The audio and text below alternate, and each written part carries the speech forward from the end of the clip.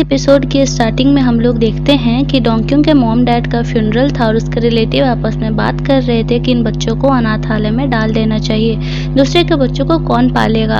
और हमारी डोंक्यूंग सोच रही होती है कि बुरी किस्मत बिना बुलाए मेहमान की तरह होती है। तभी एंट्री होती है हमारे डोंक्यूंग की आंट की, जिसका नाम होता है सूजा, और वो इसके लिए काफ़ी बेहतर होती है। वो आकर के सबके सामने कहती है कि मैं इन बच्चों को पालूंगी।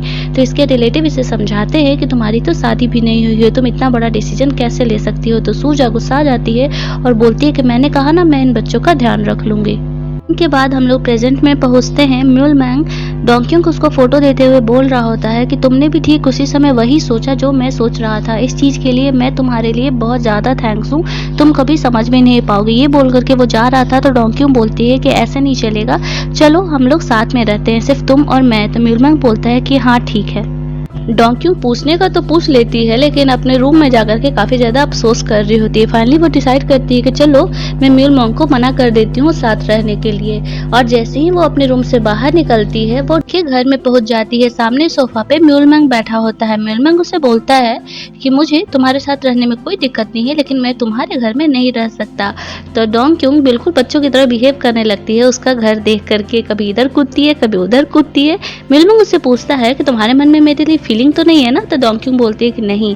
तो म्यूल मैंग बोलता है कि तो फिर तुमने मुझे साथ रहने के लिए क्यों बोला। तो डोंक्यूंग अपना रीजन देती है कि अगर मेरे मन में कोई विश आए और मैं उस समय तुमसे वो विश मांगना चाहूँ और तुम मेरे सामने ना हो, तो इसीलिए मैंने तुम्हें मेरे साथ रहने के लिए बोला है। मेरे रूम कहाँ है, मुझे कहाँ सोना होगा। तो म्यूल मैंग बोलता है कि मैं इंसान तो हूँ नहीं, मैं खाता नहीं हूँ, मैं रोता नहीं हूँ और ना ही मैं सोता हूँ, इसीलिए यहाँ पर कोई रूम नहीं है। लेकिन डोंक्यूंग बोलती है कि इतना सारा रूम तो है तुम्हारे पास, तो तुम बाहर क्यों रहते हो। डोंक्यूंग जा करके सब रूम में देख रही होती है, तो सब रूम में सेम डिजाइन होता है। सेम सोफा पे म्यूल मैंग बैठ करके पढ़ रहा होता है, तो वो बहुत परेशान हो जाती है। तभी डोंक्यूंग को अपने भाई की आवाज़ सुनाई देती है। डोंक्यूंग अपने रूम का दरवाज़ा खोल के देखती है, तो देखती है कि उसका भाई बाहर बैठ करके उसकी आंटी से बात कर रहा है। तो डोंक्यूंग भी जाती है बात करने के लिए। दोनों वीडियो कॉल पे उनसे बात कर रहे होते हैं। उनकी आंटी बोलती है कि मैंने कुछ पैसे जो है डोंक्यूंग के अकाउंट में भेज दिए हैं, तुम लोग आपस में लड़ाई मत करना, तुम दोनों अपना ख्याल रखना और हमेशा अच्छे से साथ में रहना, तुम दोनों ही एक दूसरे के गार्जियन की तरह हो। तो डोंक्यूंग अपनी आंटी को थैंक यू बोलती है पैसा भेजने के लिए। और जो सोंगक्यूंग होता है वो बोलता है कि आंटी आप मेरे अकाउंट में क्यों नहीं पैसा डालती है। तो उसकी आंट बोलती है क्योंकि तुम अभी बच्चे हो, तुम्हें पता नहीं है कहाँ पैसे खर्च करने हैं। फोन रखने के बाद डोंक्यूंग सोंगक्यूंग से पूछती है कि तुमने उसके एक्स बॉयफ्रेंड का क्या किया। तो सोंगक्यूंग बोलता है मैंने कुछ नहीं किया, उसका एक्सीडेंट हो गया अपने आप और वो 8 हफ्तों के लिए तो हॉस्पिटल में गया ही। डोंक्यूंग बोलती है कि तुम मुझसे क्यों नहीं पूछ रहे हो कि मैंने मैरिड मैन को क्यों डेट किया। तो सोंगक्यूंग बोलता है कि जाहिर सी बात है कि तुम्हें पता नहीं होगा, तुम इतनी बड़ी गधी तो हो नहीं, और वो दूसरा लड़का कहाँ है, मैं उसे भी देखता हूँ। तो डोंक्यूंग उसे रोक रही होती है, लेकिन सोंगक्यूंग जबरदस्ती उसके घर में घुस करके म्यूल मैंग को खोज रहा होता है। म्यूल मैंग डोंक्यूंग के रूम में उसके बेड पर बैठा हुआ है। तो सोंगक्यूंग बोलता है कि तो बहुत अच्छी कोशिश की थी, लेकिन ये तो मिल गया। म्यूल मैंग बोलता है कि यहाँ पर कहीं छुपने की जगह ही नहीं है मेरे ब्रदर इन लॉ, कैसे हो तुम। तो ब्रदर इन लॉ सुन करके डोंक्यूंग भी शॉक्ड हो जाती है और गुस्सा करती है कि ये क्या बोल रहे हो। तीनों बैठ करके बात कर रहे होते हैं। सोंगक्यूंग उसे बोलता है कि मतलब डोंक्यूंग तुम्हारा इतना शांत कैसे है, इतना शांति तो पैसे की वजह से ही आता है, लगता है बहुत ज्यादा पैसे वाला है। फिर वो कहता है कि तुम चलो मेरे साथ ड्रिंक करने। तो डोंक्यूंग बोलती है कि ये क्या कह रहे हो। तो सोंगक्यूंग बोलता है कि एक आदमी की असलियत तभी सामने आती है जब वो ड्रंक होता है। तो मिलोंग बोलता है हाँ ठीक है चलो। करने के बाद सोंगक्यूंग काफ़ी ज़्यादा ड्रंक हो जाता है। वो नशे में कुछ कुछ बोलने लगता है कि मेरी सिस्टर तो मुझसे प्यार ही नहीं करती, वो मुझे कुछ समझती नहीं है, मुझे बिल्कुल बेकार समझती है, लेकिन मेरे भी प्लान्स हैं। और वो मन में सोच रहा होता है कि मैं भी सोचता हूँ, मेरे पास भी फीलिंग्स है उसके लिए। तो म्यूल मैंग उसकी सारी बातें सुन रहा होता है। सोंगक्यूंग अपने मन में सोच रहा होता है कि मैं अपना प्लान जो है कल से एग्जीक्यूट करूँगा, मुझे हमेशा इतना स्ट्रॉन्ग दिखाना पड़ता है, मैं कितना भी सैड क्यों ना हूँ। तो म्यूल मैंग उसे समझाता है कि नेक्स्ट टाइम से तुम जब भी सैड होगे तो कभी भी सैड शो करना, अकेले मत रहना। उन लोगों का ड्रिंकिंग सेशन खत्म होता है और सोंगक्यूंग अपने वापस हॉस्टल चला जाता है। उसके भाई के जाने के बाद डोंक्यूंग बोलती है कि तुम्हें लोगों की बातें नहीं सुननी चाहिए। तो म्यूल मैंग बोलता है कि मैं जानबूझ के नहीं सुनता हूँ, मुझे बस सुनाई देता है। तो डोंक्यूंग बोलती है कि फिर भी तुम्हें कोशिश करनी चाहिए कि तुम्हें नहीं सुनाई दे। वो जैसे ही पीछे मुड़ती है देखती है कि उसका घर आधे में डिवाइड हो गया, आधा घर डोंक्यूंग का है और आधा घर म्यूल मैंग का है। म्यूल मैंग उसे पूछता है कि तुम्हारा भाई ही वो इंसान है ना जिसे तुम दुनिया में सबसे ज़्यादा प्यार करती हो। तो डोंक्यूंग बोलती है कि नहीं, ऐसा नहीं है और तुम उसे हर्ट करने के लिए सोचना भी मत। तो फिर म्यूलमंग बोलता है कि ये तो तुम्हें सोचना चाहिए था मेरे साथ डील करने से पहले। तो डोंग क्योंग गुस्से में जाती है और अपने रूम से ब्लैंकेट लेकर के आकर के नीचे बचा करके सोने लगती है। तो म्यूलमंग पूछता है कि ये क्या कर रही हो? तो डोंग क्योंग बोले कि मैं तुम्हारे साथ रहना चाहता हूँ ताकि तुम कुछ गड़बड़ ना करो। डोंग क्योंग सो जाती है और सपने में अपने मॉम डैड को देखती है कि किस तरीके से वो लोग कितना हैप्पी हुआ करते थे। और तभी वो उनके फ्यूनरल में पहुंच जाती है और अचानक से उसे वहां पे म्यूलमैंग की झलक दिखती है। तभी उसकी नींद खुल जाती है और वो सामने म्यूलमैंग को देखती है। वो उसे पूछती है कि तुम मेरे सपने में आए थे क्या? तो म्यूलमैंग बोलता है कि नहीं, मैं तो सिर्फ तुम्हारे घर में था, मैं तुम्हारे सपने में नहीं आया था। नाश्ता करते टाइम डोंग क्योंग जो है नोट बना रही होती है और बगल में म्यूलमैंग भी होता है। वो नोट्स लिख रही होती है कि उससे अपने 3 महीने के लाइफ में क्या क्या करना है। पहला लिख रही होती है कि मरने से पहले उसे म्यूलमैंग से विश मांगना होगा और इन 3 महीनों में उसे कोई भी पेन नहीं समझ में आएगा या फील होगा। म्यूलमैंग कहता है कि तुम सिंड्रेला की तरह हो, तुम्हें हर रात अपना वो ब्रेसलेट रिचार्ज करना होगा। फिर डोंग क्योंग लिखती है कि अगर मैंने तुम्हारे साथ कॉन्ट्रैक्ट तोड़ा तो जो जिससे मैं सबसे ज़्यादा प्यार करूँगा उस समय वो मर जाएगा। म्यूलमैंग बोलता है कि तुम इतनी नेगेटिव क्यों हो, तुम जी भी तो सकती हो। डोंग क्योंग बोलती है कि मेरे पास और कोई ऑप्शन नहीं है। म्यूलमैंग उसे समझाता है कि तुमने जब ये विश मांगा था पूरी दुनिया को ख़त्म करने के लिए, तो तुम्हें ये समझ में नहीं था कि तुम जिसे प्यार करती हो वो भी उस विश में मारा जाएगा। तो डोंग क्योंग बोलती है कि मैं सीरियस थोड़ी थी उस विश के लिए। तो म्यूलमैंग बोलता है कि अगर तुम सीरियस नहीं होती तो मुझे वो विश सुनाई ही नहीं देता। नेक्स्ट सीन में हम लोग देखते हैं कि जो लियोन होता है अपना रेस्टोरेंट चला रहा होता है और उसे उसके दोस्तों का कॉल आता है कि स्कूल का रियूनियन है, तुम आ रहे हो ना? तो शुरू में तो वो ना कह रहा होता है, लेकिन जब उसे पता चलता है कि उसकी एक्स गर्लफ्रेंड जीना भी आ रही है तो वो हाँ बोल देता है। नेक्स्ट सीन में डोंग क्योंग अपने राइटर से एक फ्यूनरल प्लेस पे मिलने के लिए गई होती है। वहाँ पे उसके दादा का डेथ एनिवर्सरी मनाया जा रहा था। उसके दादा का जो भी डेथ एनिवर्सरी मनाने के बाद अपने राइटर से मीटिंग कंप्लीट करने के बाद वो लौट रही होती है तो देखती है कि बगल वाले रूम में एक यंग लड़की की डेथ हुई है। उसकी फ़ोटो वहाँ पे लगी हुई होती है और वो अपने बारे में सोचने लगती है। तभी वहाँ पर वो एक लड़की से टकराती है और उसे अचानक से फ्लैशबैक में अपने मॉम डैड का फ्यूनरल याद आ जाता है जहाँ पर उसने म्यूलमैंग को देखा था। वहाँ से निकलने के बाद डोंग क्योंग बस स्टैंड पे बैठ करके बस का वेट कर रही होती है और जो डाइटी होती है उसके बगल में आकर के बैठती है और उससे बात करने की कोशिश करती है। जैसे ही वो उससे उसके ब्रेसलेट के बारे में पूछने वाली होती है वहाँ पे म्यूलमैंग आ जाता है। डाइटी जो है उससे उसका ब्रेसलेट खुलवाने की कोशिश कर रही होती है लेकिन म्यूलमैंग आ करके ये चीज़ रोक देता है। डोंग क्योंग म्यूलमैंग से पूछती है कि मुझे याद आ गया, तुम मेरे सपने में आए थे और मैंने तुम्हें अपने मॉम डैड के फ्यूनरल वाले दिन देखा था, तुम उस दिन बहुत रो रहे थे। तो म्यूलमैंग बोलता है कि मैं हो ही नहीं सकता हूँ और डाइटी की बस आ जाती है और वो वहाँ से चली जाती है।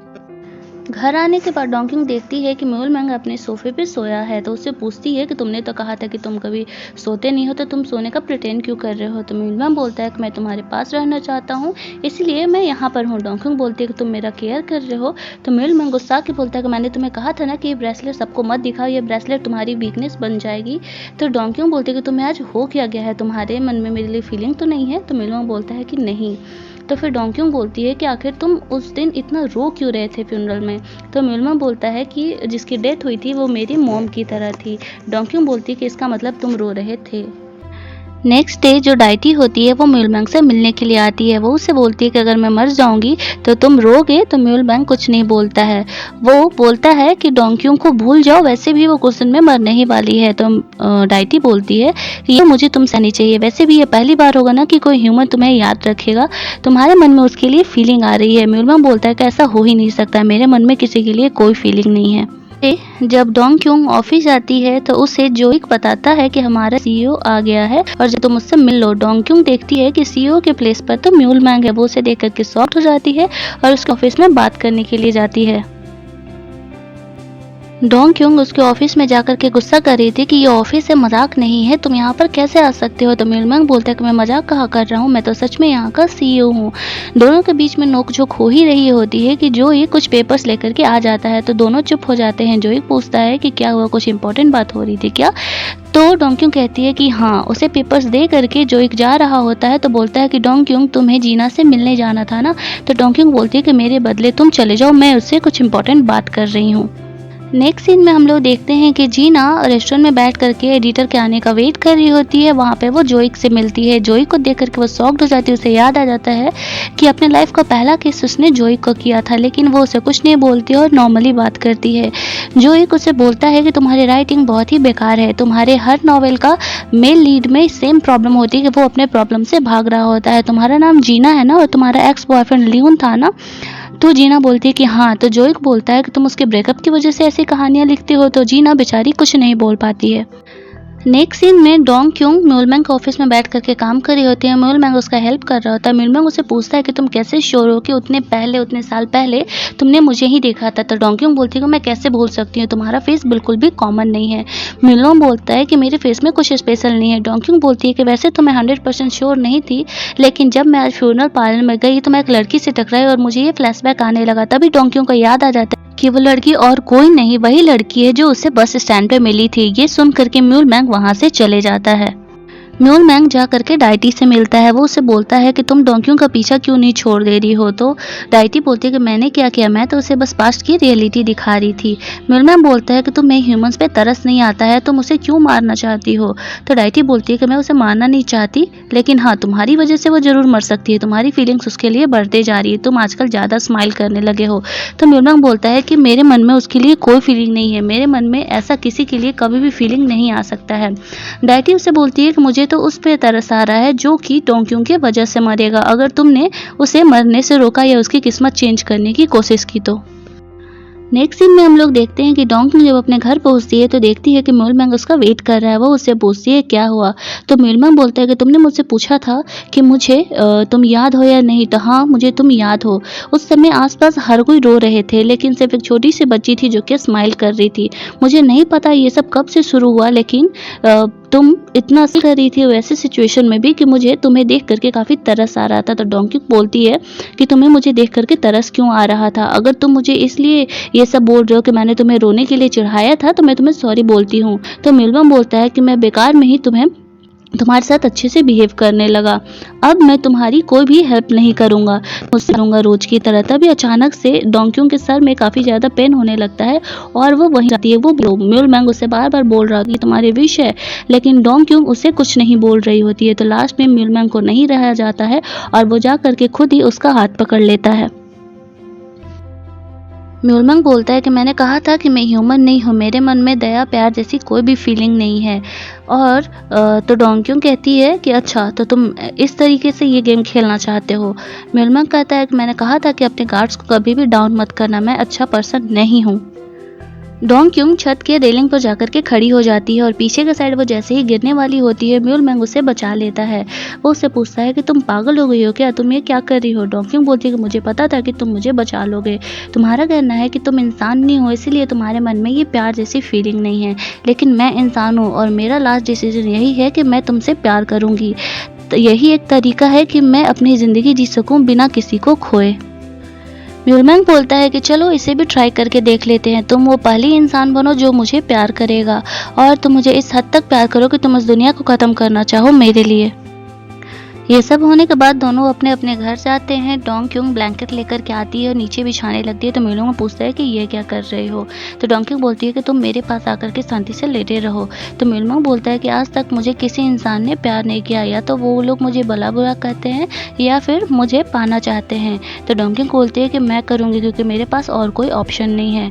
तो म्यूलमैंग बोलता है कि मुझे फॉलो करो। इसके बाद वो उसे अपने रूम में लेकर के जाता है और दोनों सेम बेड पर लेटे रहते हैं।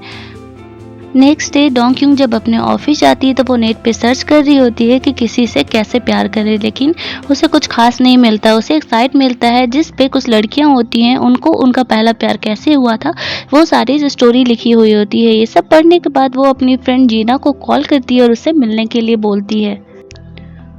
वो अपनी फ्रेंड जीना को बोलती है कि वो किसी से प्यार करना चाहती है, वो कैसे कर सकती है। तो जीना बोलती है कि अगर तुम इस चीज़ को प्लान करके करोगी तो वो प्यार थोड़ी होगा, प्यार होने के लिए तो बस एक मोमेंट काफ़ी होता है। डोंक्यों उससे पूछती है कि उसे पहला प्यार कैसे हुआ था। तो जीना बताती है कि वो स्कूल में जब पहली बार अपने एक्स बॉयफ्रेंड लियोन को देखी थी तो उसी समय उससे प्यार हो गया था। प्यार होने के लिए कोई स्पेशल रीज़न का ज़रूरत नहीं होता, बस आप देखोगे और सामने वाले इंसान से आपको प्यार हो जाएगा। जीना डोंक्यूंग को एडवाइस करती है कि तुम अगर किसी से प्यार करना चाहते हो तो उसके बारे में सपना देखने की कोशिश करो। अगर वो तुम्हारे सपने में आया तो समझो कि तुम सही रास्ते पे हो। फिर वो उसे बताती है कि कुछ दिन पहले जिस पर्सन से उसके साथ उसका पहला किस हुआ था उससे वो मिली। तो डोंक्यूंग पूछती है कि कौन है वो, उसका नाम बता। तो जीना बताती है कि वो कोई और नहीं, तुम्हारे ऑफिस में काम करने वाला जोइक है। ये सुनकर के डोंक्यूंग तो पूरा शॉक्ड हो जाती है। डोंक्यूंग ऑफिस जाती है तो जोइक को घूर घूर करके देख रही थी। काफी देर बाद जब जोइक को नहीं रहा जाता है तो वो डोंक्यूंग से पूछता है कि क्या बात है, अगर तुम मुझे कुछ कहना चाहती हो तो तुम बोलो। तो डोंक्यूंग से पूछती है कि आपने किसी ऐसे पर्सन से प्यार किया जिससे आप नफरत करते हो। तो जोइक बोलता है नहीं, लेकिन हाँ, मैंने पहले किसी एक ऐसे पर्सन को किस जरूर किया जिससे मैं नफरत करता हूँ। तो डोंक्यूंग बोलती है क्यों। तो जोइक बताता है मैं उस इंसान से नफरत इसलिए करता था क्योंकि मुझे उस पर तरस आता था, और मेरा उसके साथ किस भी इसीलिए हुआ क्योंकि मुझे उस पर तरस आता था और मैं उससे नफरत करता था। अपना काम कंप्लीट करने के बाद जोइक लिफ्ट से अपने घर के लिए जा रहा होता है। वो लिफ्ट में लीहोन से मिलता है। यहाँ हमें पता चलता है कि लीहोन कोई और नहीं, जोइक का रूममेट ही था। दोनों साथ में रहा करते थे। और जब वो लोग घर जाते हैं तो लीहोन जोइक से पूछता है कि मेरे स्कूल का रीयूनियन है, मैं तुम्हारा कार लेकर के जा सकता हूँ। तो जोइक उसे शुरू में मना कर देता है। तो लीहोन उसे इमोशनल ब्लैकमेल करता है, तो फिर जोइक उसे हाँ बोल देता है। नेक्स्ट सीन में हम लोग देखते हैं कि डोंक्यूंग बैठ करके सीरियल देख रही होती है। तो मुलमंग पूछता है कि क्या कर रही हो। तो डोंक्यूंग बोलती है कि मैं ये समझने की कोशिश कर रही हूँ कि स्पेशल लोगों से प्यार कैसे करते हैं। तो मुलमंग बोलता है कि क्या समझी। तो डोंक्यूंग बोलती है कि सबसे ज़्यादा मैटर करता है लुक। फिर वो मुलमंग की तरफ देखती है। तो मुलमंग पूछता है कि इस रिएक्शन का क्या मतलब है। तो डोंक्यूंग बोलती है नहीं, कुछ नहीं। मुलमंग बोलते है तुम्हें याद है ना कि तुम मुझसे पहली बार मिली थी तो तुमने क्या सोचा था। तो डोंक्यूंग बोलती है कि हाँ, मुझे याद है। डोंक्यूंग म्यूलमैंग को बोलती है कि आज तुम मेरे सपने में आना। और जैसे ही वो सोती है म्यूलमैंग चुटकी बजाते हुए उसे सी बीच पर पहुंचा देता है। डोंक्यूंग उसे बोलती है कि मेरी फ्रेंड ने बताया है कि आप जिससे प्यार करना चाहते हो अगर वो आपके सपने में आया तो अच्छी बात है। फिर बोलती है कि चलो सेकेंड राउंड पे चलते हैं। वो म्यूलमैंग को एक कहानी का सिचुएशन बताती है कि वो स्कूल टाइम में है अपने, और एक बच्चे जो होते थे तो जो काफ़ी हमेशा सिक रहते थे उसी टाइप की है वो, और वो प्लेग्राउंड में बैठी हुई है। तभी बगल में जो बच्चे फुटबॉल खेल रहे थे वो बॉल उस पर आकर के लगने ही वाला होता है कि म्यूलमैंग आकर के सेव कर लेता है। डोंक्यूंग उसे प्यार से देखती है लेकिन उसे तब भी कुछ फील नहीं होता। वो बोलती है नेक्स्ट ट्राई करते हैं। नेक्स्ट स्टोरी में डोंक्यूंग का जो क्रश होता है वो म्यूलमैंग होता है, और वो एक म्यूजिशियन होता है। वो बैठ करके अपना काम कर रहा होता है। डोंक्यूंग उसके लिए ड्रिंक ले जा करके देती है। म्यूलमैंग उसे थैंक्स बोलता है, लेकिन ये सिचुएशन भी डोंक्यूंग के लिए काम नहीं करता है। अब बचता है लास्ट वो रिवर्स गियर वाला। तो वो लोग कार में होते हैं। वो पूछता है कि अब क्या करना है। तो डोंक्यूंग बोलती है कि रिवर्स गियर में गाड़ी पार्क करो। तो म्यूलमैंग ऐसा करता है, लेकिन ये काम भी डोंक्यूंग के लिए नहीं सक्सेसफुल होता है। म्यूलमैंग उसे पूछता है कि आज का तुम्हारा कोटा खत्म हो गया। डोंक्यूंग उसे बोलती है कि मुझे अपने बारे में बताओ। हम जिससे प्यार करना चाहते हैं पहले हमें उसकी दुनिया को समझना चाहिए, तभी हम उससे प्यार कर पाएंगे।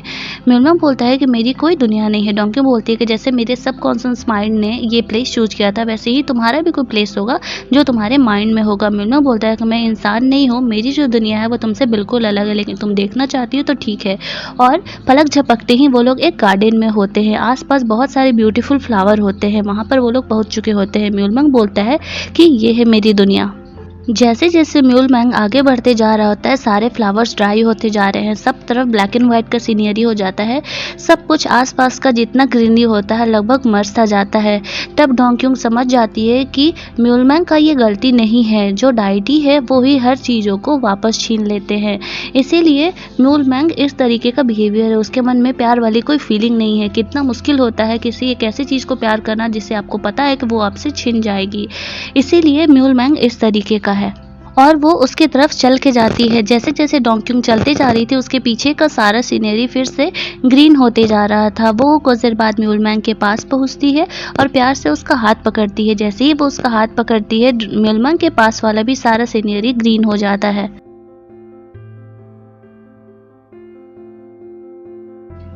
तभी डोंक्यूंग की नींद खुल जाती है। नेक्स्ट सीन में हम लोग देखते हैं कि डोंक्यूंग नाश्ता कर रही होती है। म्यूलमैंग उसे जैसे ही कल रात के सपने के बारे में पूछने वाला होता है, डोंक्यूंग उसे बोलती है कि मैंने तुम्हें माफ़ करने के लिए सोचा है। तो म्यूलमैंग बोलता है कि तुम तो एक नॉर्मल पर्सन हो, तुम मुझे कैसे माफ़ कर सकते हो। तो डोंक्यूंग बोलती है कि अगर हम किसी से प्यार करना चाहते हैं तो पहले हमें उसे माफ़ कर देना चाहिए उसकी गलतियों के लिए, इसीलिए मैंने तुम्हें माफ़ करने का डिसाइड किया है। डोंक्यूंग कुछ बैठ करके अपना काम कर रही होती है, म्यूलमैंग कहीं गया होता है, तभी उसके डोर बेल बजता है। वो जाकर के देखती है तो उसका छोटा भाई उससे मिलने के लिए आया होता है। वो उससे कुछ पैसा मांग रहा होता है। वो उससे बोलती है कि अब तुम कौन सा नया ड्रामा लेकर के आए हो? तो सुंग्क्यूंग बोलता है कि मैं कोई ड्रामा नहीं लेकर के आया हूँ, मुझे कुछ लेसन्स लेने हैं, अपने क्लास कंप्लीट करनी है। तो डोंक्यू बोलती है कि मैं तुम्हें पैसे नहीं देने वाली, मैंने आज तक जब भी तुम्हें जितने भी पैसे दिए हैं तुमने सारे पैसे सिर्फ वेस्ट किए हैं, सिर्फ डुबाए हैं। तो सुंग्क्यूंग उससे गुस्सा आ जाता है और बोलता है कि तुम कभी समझ ही नहीं सकती हो, यहाँ पर केवल तुम ही अनाथ नहीं हो, मैं भी अनाथ हूँ, लेकिन मैंने तुम्हारी तरह ज़िंदगी जीना छोड़ नहीं दिया है, मेरे सपने हैं। तो डोंक्यूंग बोलती है कि तुम्हें क्या लगता है कि मैं इस तरीके से क्यों हूँ? तुम्हारी वजह से मुझे तुम्हें भी पालना पड़ता है, इसलिए मेरी ज़िंदगी ऐसी है। तो सुंग्क्यूंग बोलता है कि मैं अपना ख्याल खुद रख सकता हूँ, तुम्हें किसने बोला था मेरा ख्याल रखने के लिए? दोनों के बीच नोक-झोंक में सुंग्क्यूंग गिर जाता है, उसके पैर में चोट लग जाता है और वो गुस्सा करके वहाँ से चले जाता है। क्योंकि जाने के बाद म्यूलमैंग उससे मिलने के लिए आता है और बोलता है कि अगर मैं तुम्हारे भाई को मार दूं तब भी तुम मुझे माफ़ कर दोगी। तो डोंक्यूंग गुस्सा आ जाती है और बोलती है कि तुमने जो बोला उस बात को वापस लो। तो म्यूलमैंग बोलता है कि तुम गुस्सा क्यों कर रही हो, मैं तो सिर्फ जानना चाहता था। डोंक्यूंग बोलती है कि ऐसा कभी सोचना भी मत करने को। म्यूलमैंग बोलता है कि तुम्हें क्या लगता है रोज कितने तारे टूटते हैं? एक सेकंड में 7.9 मिलियन तारे टूटते हैं। तुम्हें क्या लगता है तुम कोई स्पेशल हो कि तुम्हारी विश पूरी होगी? तुम्हें क्यों जिंदगी मिलनी चाहिए?